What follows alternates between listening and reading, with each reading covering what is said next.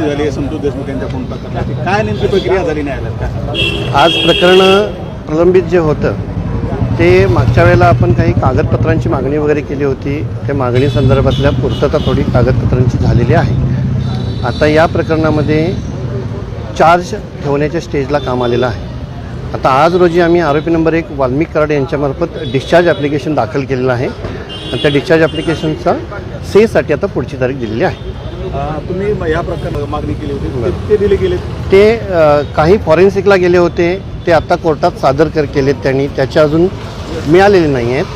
काही त्यांनी देण्याची तयारी दर्शवलेली आहे, जे त्यांच्याकडे देणं शक्य आहे ते. त्यामुळे संपूर्ण मिळालेले नाही आहेत, पण देण्याची तयारी आहे आणि ते मिळून जातील. प्रॉपर्टी अटॅचमेंट त्या संदर्भात काय डिटेल? प्रॉपर्टी अटॅचमेंट संदर्भात तपासी यंत्रणेमार्फत अर्ज दाखल केलेला आहे. त्या अर्जावरती आरोपींचं म्हणणं यादी कागदपत्रांची विवरण त्याचं दिलेलं नव्हतं. त्यामुळं आज रोजी ते आपल्याला प्रोव्हाइड करतो म्हटले.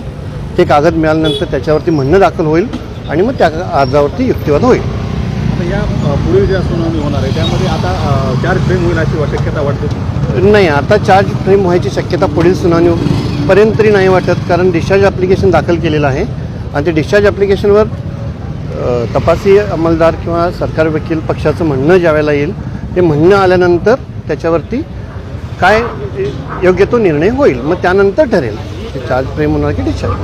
ओके.